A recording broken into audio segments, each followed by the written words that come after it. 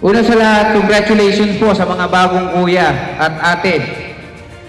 Nakaka-proud na kayong lahat ay nakalampas at dumaan sa tamang proseso sa The Fraternal Order of Eagles, Philippine Eagles Incorporated, na kung saan ang layunin nito ay magampanan ninyo na tayo ay makatulong sa mga taong higit pang nangangailangan sa anuman dako ng ating lipunan.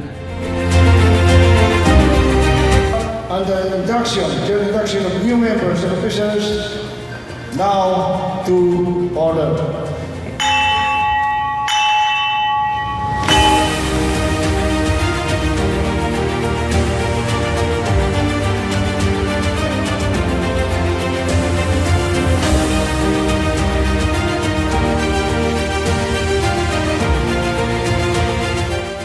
So muli, congratulations sa mga bagong kuya at ate.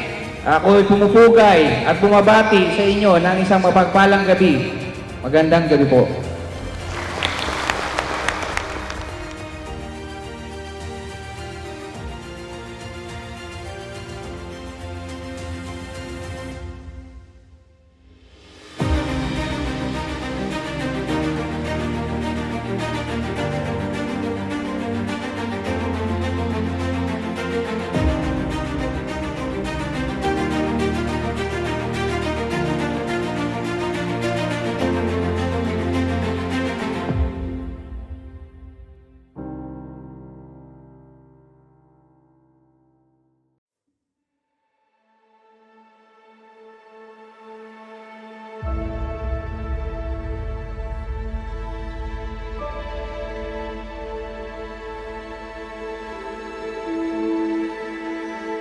Walang layunin na hindi kayang abutin kung nagkakaisa ang hangarin.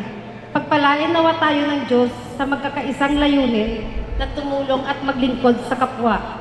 Mabuhay ang STR-36, mabuhay ang Mandirigma Kagitingan Lady Eagles Club, mabuhay ang Agila.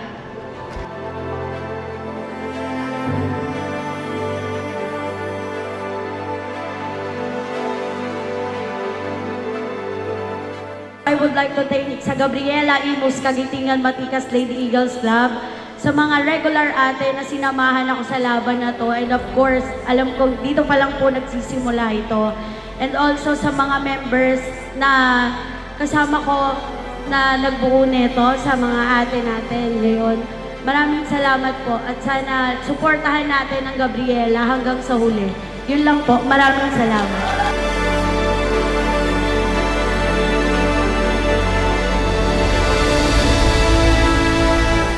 So magtulungan tayo mga kuya. Kasi ito pa lang po ang umpisa ng una nating sinumpaan na service through strong brotherhood. Hindi ko makakayanan to kung wala kayo dito. Sa mga kapwa ko presidente at sa bawat agila na naririto, maraming salamat po sa inyong lahat. Magandang gabi. Mabuhay ang agila!